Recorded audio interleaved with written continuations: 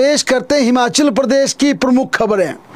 चुनावों के दौरान हम हिमाचल प्रदेश के सभी 4 लोकसभा की सीटों और 6 की 6 विधानसभा उपचुनावों की सीटों का विश्लेषण करेंगे और विश्लेषण में आपको बताएंगे किस हलके में, चाहे विधानसभा हो या फिर संसदीय क्षेत्र हो, हम आपको स्थिति बताएंगे कहां पर पार्टियों की क्या स्थिति है और क्या समीकरण बन रहे हैं। इस कड़ी में सबसे पहले आज हमारी समीक्षा मंडी संसदीय क्षेत्र की रहेगी, जहां पर विक्रमादित्य सिंह कांग्रेस की तरफ से और भारतीय जनता पार्टी ने कंगना रनौत को चुनावी रण में उतारा है।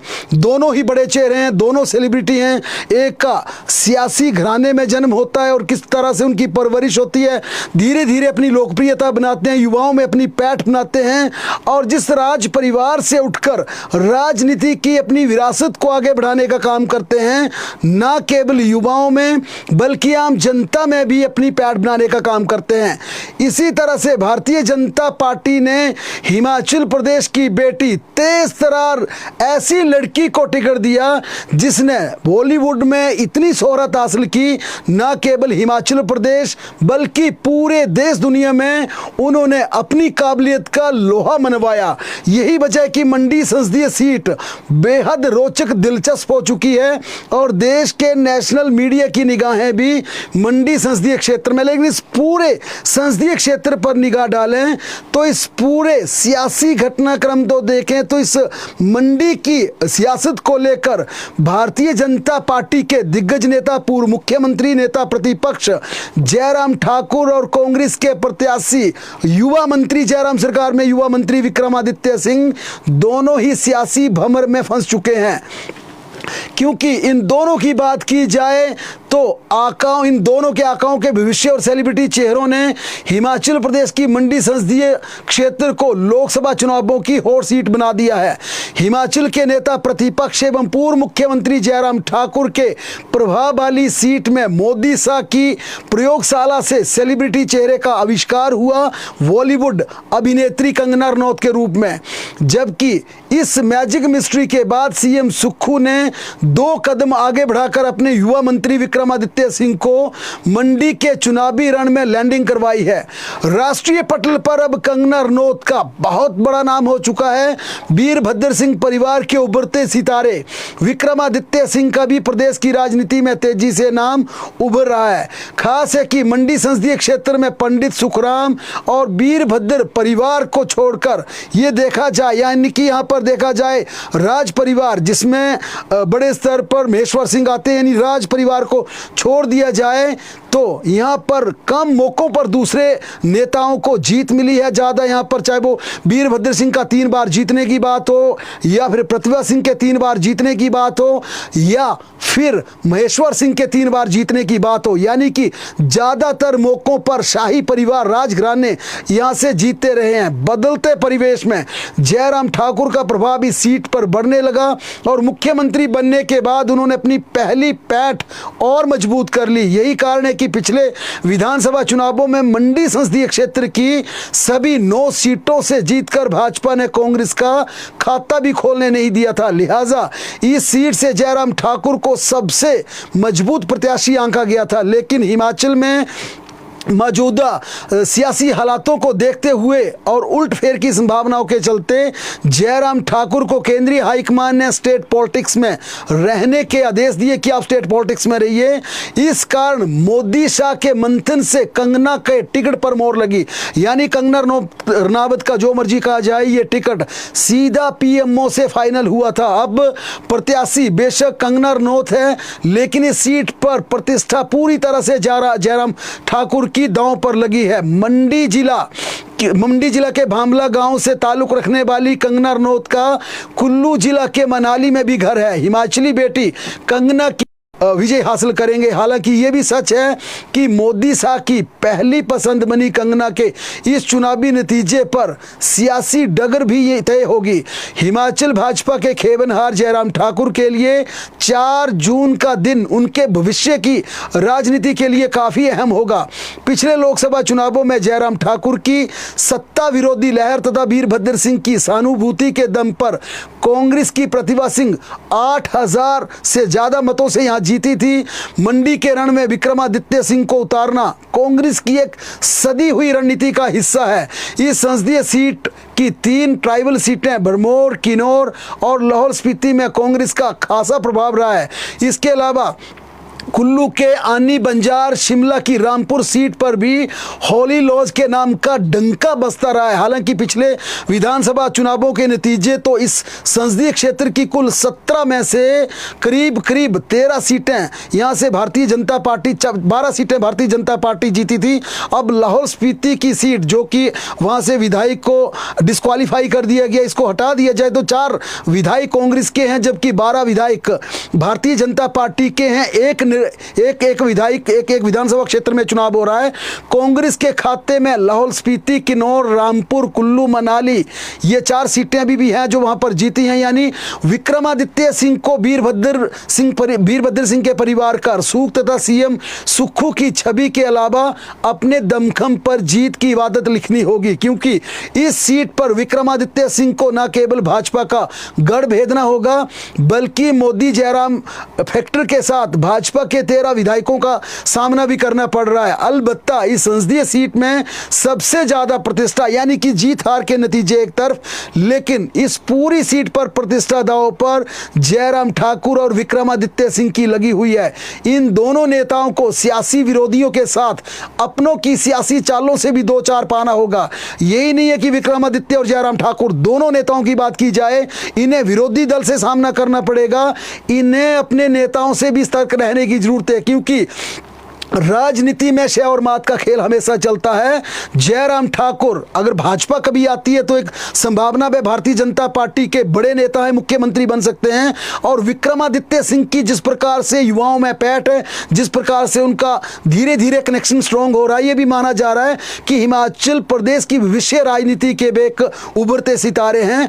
अगर मंडी के नतीजे विपरीत जाते हैं तो यहाँ पर जयराम ठाकुर के लिए भी दिक्कत हो सकती है, विक्रमादित्य सिंह के लिए भी दिक्कत हो सकती है। हालांकि भाजपा इस बात को जनता के बीच कह रही है कि अगर विक्रमादित्य सिंह को आप लोग वोट भी देते हैं तो वे एक मंत्री हैं, सरकार में मंत्री हैं, एक दिल्ली में एक साधारण सांसद बनकर जाएंगे, क्योंकि भाजपा ये क्लेम कर रही है कि सरकार तो कांग्रेस की बनने वाली नहीं है, फिर विक्रमादित्य सिंह का रुतबा कम हो जाएगा। लेकिन इसके विपरीत ये कांग्रेस कह रही है कि अगर यहां से विक्रमादित्य सिंह जीतते हैं तो केंद्रीय राजनीति में विक्रमादित्य सिंह का प्रभाव बढ़ेगा, हिमाचल प्रदेश में भी उनकी कदकाठी बढ़ेगी। अभी छोटी उम्र के विक्रमादित्य जिस प्रकार से हिमाचल प्रदेश में युवा मंत्री बने, वीरभद्र के पुत्र हैं, और धीरे धीरे जिस प्रकार से राजनीति में उनका प्रभाव बढ़ा है, ग्रामीण शिमला से दूसरी बार जीत कर आए, जब कांग्रेस की सरकार सत्ता में आई तो डिप्टी चीफ मिनिस्टर के लिए उनका नाम चला। बाद में गणित ऐसा बिठाया गया कि इस परिवार से युवा मुख्य डिप्टी चीफ मिनिस्टर बनाया जाए। इन संभावनाओं को केंद्रीय हाईकमान ने भी खारिज कर दिया। और उसके बाद जिस प्रकार का सियासी घटनाक्रम हिमाचल प्रदेश में चलता है, सुक्खू सरकार संकट में आती है, विक्रमादित्य सिंह का रेजिग्नेशन होता है, उसके बाद उनकी छवि को धक्का जरूर लगा, विक्रमादित्य सिंह की लोकप्रियता का उनकी सियासी कद पर असर जरूर पड़ा। लेकिन जब वे मंडी जाकर चुनाव लड़ने की हामी भरते हैं, केंद्रीय हाईकमान से कहते हैं मुझे मौका दीजिए, मैं चुनाव लड़ने को तैयार हूं, इस उनकी सदी हुई रणनीति से न केवल विक्रमादित्य सिंह का जनता में विश्वास बढ़ा बल्कि विक्रमादित्य सिंह की केंद्रीय हाईकमान में भी पैठ बढ़ी। यही वजह है कि अब विक्रमादित्य वहां से जीत कर जाते हैं, बड़ा का जरूर हो जाएगा, लेकिन नतीजे विपरीत आते हैं तो जरूर वे सियासी भंवर में फंसते हुए नजर आएंगे, क्योंकि भविष्य की राजनीति उन्हें लड़ना होगा। और ये बार बार दोनों नेताओं के लिए, जयराम ठाकुर के लिए, विक्रमादित्य के लिए, इन दोनों नेताओं के लिए ना केवल विरोधियों से लड़ना होगा, अपने ही शत्रुओं से भी इन्हें पार पाना होगा, क्योंकि ये सियासी चक्रव्यूह जिस प्रकार से बुना गया, जिस प्रकार की परिस्थितियां पैदा हुई हैं, अब मंडी के भंवर में देखना कि वहां से कौन 21 साबित होता, विजय किसकी होती है। क्योंकि मंडी की बात की जाए तो जयराम ठाकुर के प्रभाव वाला क्षेत्र है। इससे पहले वीरभद्र सिंह का एक रसूख, इस परिवार का काफी रसूख इस पूरे मंडी संसदीय क्षेत्र में रहा था। यही वजह है कि इसी परिवार से 6 बार विक्रमादित्य सिंह की माता और पिता दोनों 6 बार निर्वाचित हुए हैं। लेकिन जयराम ठाकुर के एक्टिव पॉलिटिक्स में आने के बाद, खासकर उनके मुख्यमंत्री बनने के बाद, नेता प्रतिपक्ष बनने के बाद, मंडी में जिस प्रकार का उनका जनाधार बढ़ा है, अब मंडी की जिला की 9 सीटें क्योंकि एक सीट धर्मपुर की हमीरपुर संसदीय क्षेत्र का हिस्सा है। ये 9 सीटें क्या वाकई जयराम ठाकुर के साथ खड़ी रहेंगी, या फिर जो एक परंपरागत वीरभद्र सिंह का प्रभाव था वो उनके बेटे के सियासी रण में उतरने के साथ उनके पक्ष में भी खड़ा होगा। ये काफ़ी दिलचस्प होगा, क्योंकि आमतौर पर ऐसा माना जाता है कि ट्राइबल की बैलेट में होली लॉज का काफ़ी प्रभाव है, लेकिन प्रभाव यहाँ पर जयराम ठाकुर का भी कम नहीं है। लेकिन इस पूरे संसदीय क्षेत्र में कंगना रनावत की जीत हार कही जाए या विक्रमादित्य सिंह की जीत हार कही जाए, इससे भाजपा केंद्रीय हाईकमान या कांग्रेस या मुख्यमंत्री या कांग्रेस हाईकमान से ज़्यादा जयराम ठाकुर और विक्रमादित्य सिंह पर काफ़ी प्रभाव पड़ेगा। उनकी भविष्य की राजनीति को लेकर, उनकी पूरी तरह से सियासी कद को लेकर मंडी के नतीजे इन 2 नेताओं पर काफ़ी निर्भर करेंगे। इसी के चलते हम ये बार बार कह रहे हैं कि इन दोनों नेताओं को न केवल अपने विरोधियों को प्रस्त करना होगा, बल्कि जो अपने ही घर में अपने ही परिवार के कुछ ऐसे लोग हैं जो टांग खींचने का काम करते हैं, इन दोनों नेताओं को उनसे भी चुनाव में पार पाना होगा। क्योंकि भीतरघात हर जगह होता है, हर पार्टी में होता है, हर विधानसभा क्षेत्र में होता है, हर संसदीय क्षेत्र में होता है। इन दोनों नेताओं को भीतरघात के साथ साथ विरोधियों से भी पार पाना, इसलिए अब इस पूरे मंडी के रण में इन दोनों नेताओं की कही जाए तो पूरी तरह से ये दोनों नेता सियासी भंवर में हैं और इन्हें इसी सियासी भंवर से निकलकर खुद को 21 साबित करना होगा। जो जीतेगा वो सिकंदर बनेगा। लेकिन भाजपा के लिए सबसे बड़ी टेंशन लाहौल स्पीति और धर्मशाला में, क्योंकि मारकंडा भाजपा के मनाने पर नहीं माने, निर्दलीय चुनाव लड़ रहे हैं, 3 बार भाजपा के मंत्री रह चुके हैं। राकेश चौधरी जिनका कि ओबीसी में अच्छा खासा प्रभाव है, नहीं माने, तटस्थ हैं, चुनाव लड़ रहे हैं। बीजेपी नेताओं की तमाम कोशिशों के बावजूद पूर्व मंत्री एवं बागी डॉक्टर रामलाल मारकंडा और राकेश चौधरी ने अपना नामांकन वापस लेने को तैयार नहीं हुए। काफ़ी मनाया पार्टी ने, काफ़ी बार बात की, दोनों तैयार नहीं हुए। पार्टी प्रदेशाध्यक्ष राजीव बिंदल ने इन दोनों नेताओं पर डिसिप्लिनरी एक्शन लेते हुए इन दोनों को 6-6 साल के लिए भाजपा से निष्कासित कर दिया है। दोनों निर्दलीय प्रत्याशी के तौर पर चुनावी रण में कूदे हैं। भाजपा को उम्मीद थी कि दोनों ही नेताओं को मना लिया जाएगा, लेकिन चुनाव लड़ने पर अड़े रहे। और यहां पर बात की जाए तो 3 बार डॉक्टर रामलाल मारकंडा मंत्री रह चुके हैं। लाहौल स्पीति विधानसभा सीट से उपचुनाव के लिए निर्दलीय तौर पर उन्होंने नामांकन भरा है। आज नामांकन का अंतिम दिन था। बीजेपी ने यहां कांग्रेस के बागी पूर्व विधायक रवि ठाकुर को टिकट दिया है। लाहौल स्पीति में अब रवि ठाकुर, कांग्रेस की अनुराधा राणा और निर्दलीय मारकंडा के बीच त्रिकोणीय मुकाबला हो गया, काफी रोचक मुकाबला हो गया है।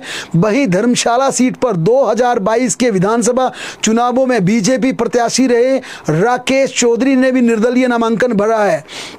इससे धर्मशाला में भी त्रिकोणीय मुकाबले के पूरे आसार बन गए हैं। बीजेपी ने धर्मशाला में कांग्रेस के पूर्व विधायक सुधीर शर्मा को टिकट दिया, जबकि कांग्रेस ने देवेंद्र जग्गी पर दांव खेला है। बीजेपी बात की जाए तो रामलाल मारकंडा, राकेश चौधरी दोनों को मनाने में नाकाम साबित हुई है।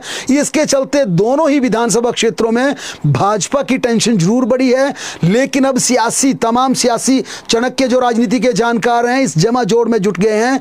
ये डंड किसको डालेंगे? क्या वाकई ये कांग्रेस का, ये वाकई भारतीय जनता पार्टी का वोट खाएंगे, या कहीं ये भाजपा के लिए फायदे का सौदा ना हो जाए? ये ऐसा वोट तो नहीं कहीं वहीं तोड़ लेंगे जो कि भाजपा से नाराज था, जो कांग्रेस को सीधा जाना था, क्या वो निर्दलीय को चला जाएगा? इससे क्या उनको फायदा होगा?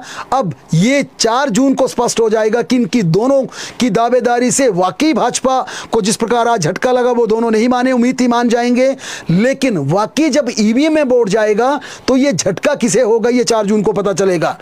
लेकिन उधर कांग्रेस की बात की जाए तो कांग्रेस को भी 2 प्रमुख नेताओं से झटका मिला है, और इन 2 प्रमुख नेताओं से झटका खाने के बाद कांग्रेस ने पिछली शाम 49 बागी नेताओं को पार्टी में वापस लेने का फैसला लिया। यानी 2 बड़े नेताओं से झटका खाने के बाद कांग्रेस ने 49 बागी नेताओं की पार्टी में वापसी कर दी है। चौपाल से पूर्व विधायक डॉक्टर सुभाष मंगलेट और अर्की से राजेंद्र ठाकुर की बीजेपी में शामिल होने के बाद कांग्रेस ने यह कदम उठाया है। अब सुभाष मंगलेट की बात की जाए तो भाजपा का यह कहना है कि सुभाष मंगलेट को भाजपा पूरी तरह से चौपाल में तैयार करेगी अगले चुनावों के लिए, और वहां के एस्टेब्लिश लीडर, स्थापित नेता बलवीर वर्मा को कुसुम्पटी से मंत्री के खिलाफ उतारा जा सकता है। ऐसी आज से पृष्ठभूमि रची जाएगी ताकि बलवीर वर्मा कुसुम्पटी से अपनी ग्राउंड अभी तैयार कर लें, और सुभाष मंगलेट जो कि कांग्रेस से भाजपा में आए हैं उन्हें चौपाल में सही मौके पर लैंडिंग करवाकर 3-3.5 साल का वक्त दिया जाए कि आप अपनी ग्राउंड तैयार कीजिए, हम आपको टिकट देंगे। ऐसी ऐसी चर्चाएं चल रही हैं। लेकिन इन दोनों नेताओं के, राजेंद्र ठाकुर ने जिस प्रकार से अर्की में कांग्रेस को छोड़ दिया, भाजपा का दामन थामा, सुभाष मंगलेट ने भी कांग्रेस को टाटा बाय बाय करके भाजपा में उन्होंने शामिल होने का खुलासा किया। इसके बाद कांग्रेस ने बड़े स्तर पर यह फैसला लिया और कांग्रेस की डिसिप्लिनरी कमेटी की चेयरपर्सन विप्लव ठाकुर की सिफारिश पर वर्किंग प्रेसिडेंट संजय अवस्थी ने देर शाम को इसे लेकर आदेश पारित किए। इसके अनुसार पूर्व विधायक डॉक्टर सुभाष मंगलेट और अर्की में राजेंद्र ठाकुर को 2022 विधानसभा चुनावों के दौरान 6 साल के लिए पार्टी से निष्कासित किया गया था। प्रदेश कांग्रेस प्रभारी राजीव शुक्ला और प्रदेशाध्यक्ष प्रतिभा सिंह की मंजूरी के बाद वर्किंग प्रेसिडेंट द्वारा जारी निर्देशों के तहत पूर्व विधानसभा स्पीकर एवं पच्छाद के बागी नेता गंगूराम मुसाफिर समेत युवा कांग्रेस के पूर्व विधायक मनीष ठाकुर, चौपाल के 29 नेता और पांवटा के 17 कांग्रेस कार्यकर्ताओं को पार्टी में वापस शामिल किया गया है। हालांकि गंगूराम मुसाफिर की बीते माह कांग्रेस प्रदेशाध्यक्ष प्रतिभा सिंह ने पार्टी में एंट्री करवा दी थी।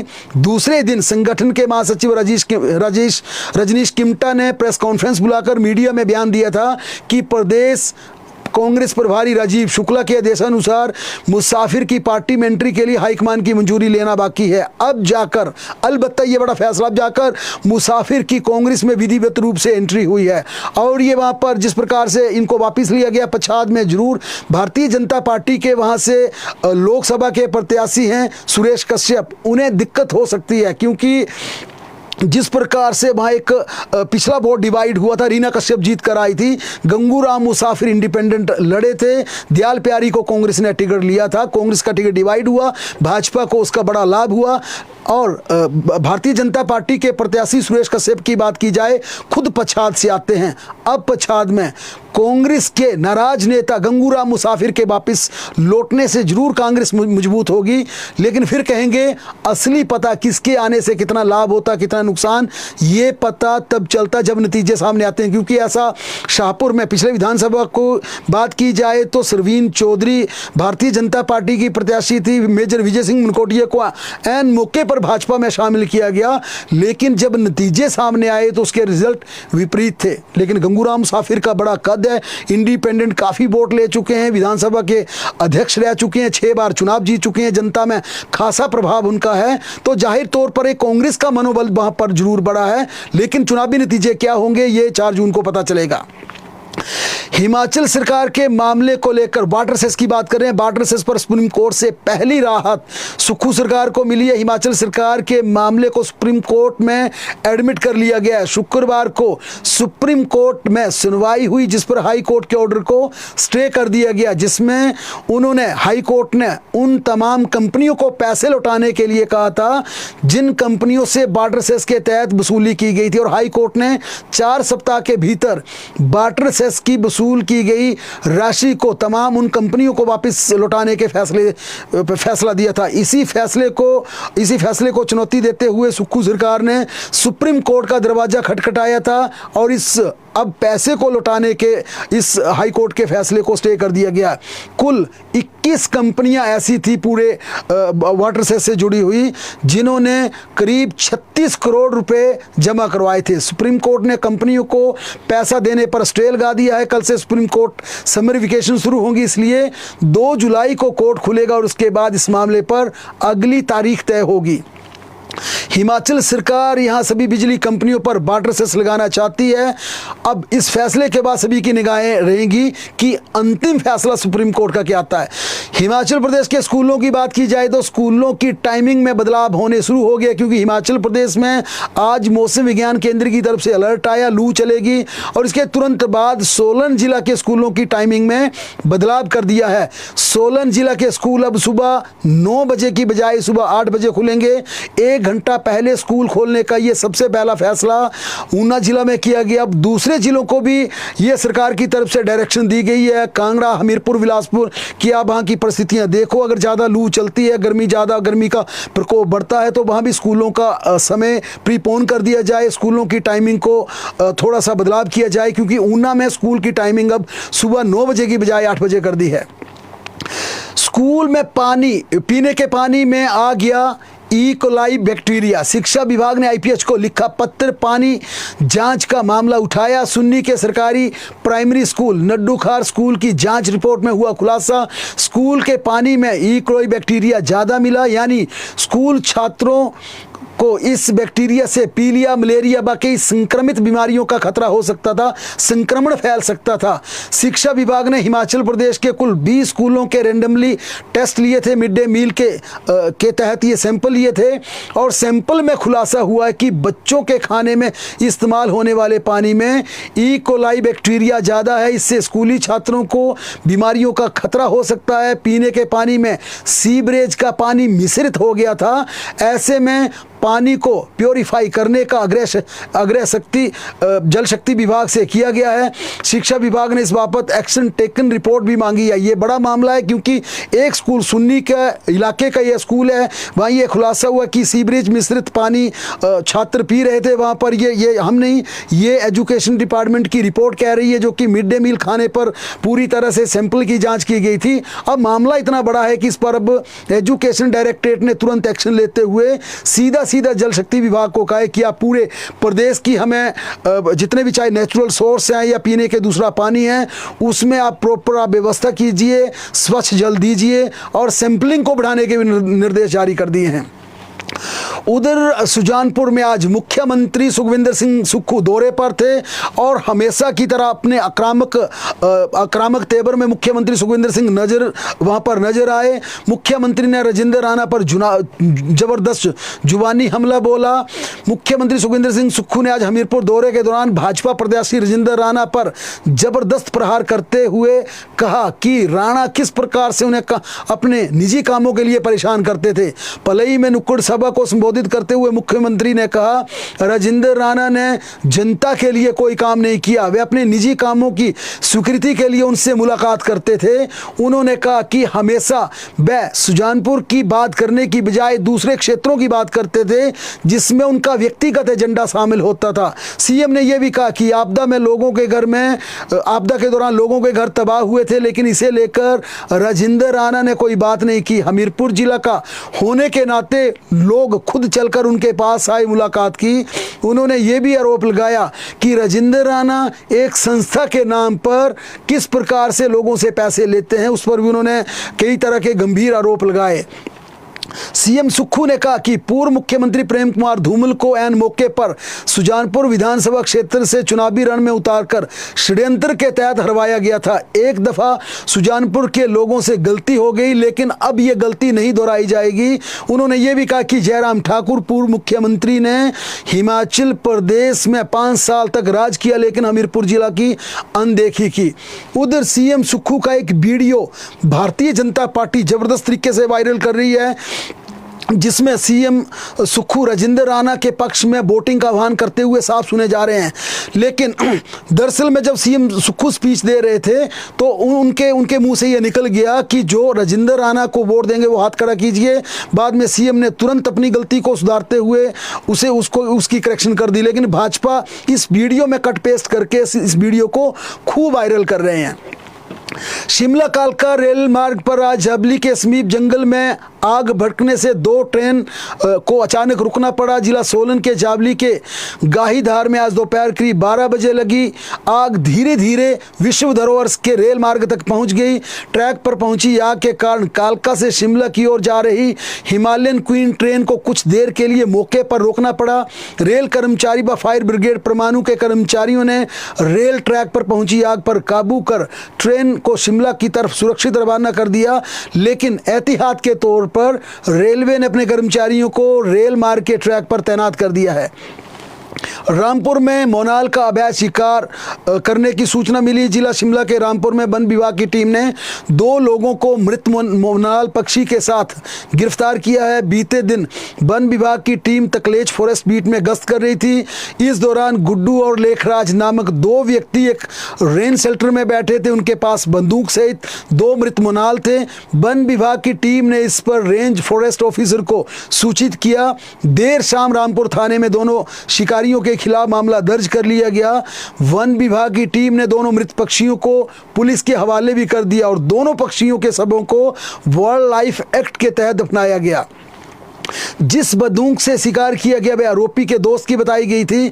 हालांकि ये सवाल बार बार उठ रहे हैं कि चुनावी आचार संहिता के दौरान जब पूरे वेपन जितने भी हथियार लोगों के पास होते हैं उन्हें पुलिस थानों में जमा करवाने के लिए कहा जाता है, बावजूद इसके अब भी आम लोगों के पास हथियार मौजूद कैसे, ये बड़ा सवाल उठ रहा है। क्योंकि इस तरह का मामला एक और उठ चुका है जब ठियोग में गोलीकांड हुआ था। गौशाला में लगी आग, घास को बचाने के चक्कर में गंवाई जान। मंडी जिला के जोगिंद्रनगर में आज एक व्यक्ति आग बुझाते वक्त जिंदा जल गया। इस हादसे में उसका बेटा भी झुलस गया। बताया जा रहा है कि जोगिंद्रनगर के भराड़ू पंचायत के अलगाबाड़ी गांव में आज सुबह 11:30 बजे के करीब अनिरुद्ध चौधरी की गौशाला में अचानक आग लग गई। अनिरुद्ध चौधरी आग को बुझाने के लिए गौशाला की छत पर चढ़ गया और इसकी चपेट में आने से जिंदा जल गया वहां पर। इस दौरान बेटा सुरेश चौधरी भी आग बुझाने गया, तभी वहां पर आग में झुलस गया। गौशाला में आग के वक्त पशु अंदर नहीं थे, मगर गौशाला की छत पर रखा घास बचाने के चक्कर में अनिरुद्ध ने अपनी जान गंवा दी। और ये पूरा मामला इसलिए था क्योंकि घास को बचाने का प्रयास किया जा रहा था। बहरहाल झुलसे बेटे को सिविल अस्पताल जोगिंद्रनगर में उपचार के लिए भर्ती करवाया गया है। कुल्लू में ट्रैक रूट पर निकली एक महिला की दुखद मृत्यु की सूचना आई। दरअसल मणिकर्ण घाटी की खीर गंगा ट्रैक रूट में कांगड़ा की ट्रैकर महिला की ये गिरकर मौत हुई है। और ये कांगड़ा का एक कपल था, दंपत्ति थी, जो कि खीर गंगा ट्रैक रूट पर ट्रैकिंग के लिए निकली थी। इस रूट पर जब वे आइस पॉइंट के पास पहुंचे तो 31 साल की सुंदरी देवी सोच के लिए ट्रैक से बाहर निकली। इसी दौरान एक भारी भरकम पेड़ की चपेट में आ गई, जिससे उनकी वहां पर दुखद मृत्यु हो गई। गगरेट में गोवंश की अवैध तस्करी, पुलिस ने पकड़े 4 तस्कर। गगरेट के मुबारकपुर में शिवपुर के पास बीती शाम स्थानीय बजरंग दल के कार्यकर्ताओं ने 4 लोगों को गाय की अवैध तस्करी करते हुए पकड़ा। गगरेट के पूर्व विधायक चैतन्य शर्मा भी इस मौके पर मौजूद रहे। आरोपी पिकअप में गाय को लेकर जा रहे थे और इस पूरे मामले को लेकर पूरी तरह से भाजपा ने इसकी निंदा की और कहा कि किस प्रकार से ये अवैध धंधा चल रहा है, किस प्रकार के ये कार्रवाई चल रही है। इस पूरे मामले को लेकर कड़ी से कड़ी कार्रवाई का भी आह्वान किया गया है। हिमाचल प्रदेश के ऊना, बिलासपुर व हमीरपुर में कल से चलेंगी गर्म हवाएं। मौसम विज्ञान केंद्र ने जारी की चेतावनी। मैदानी इलाकों में पहले से पड़ रही भीषण गर्मी, दिन के साथ रातों में भी गर्मी का कहर। 10 स्थानों पर न्यूनतम तापमान 20 डिग्री से पार। पहाड़ों पर दोपहर बाद घिरे बादल। 6 जिलों में 18 व 19 मई को बारिश का येलो अलर्ट। चंबा, कांगड़ा, कुल्लू, मंडी, शिमला, किन्नौर में आंधी के साथ भारी बारिश का अनुमान।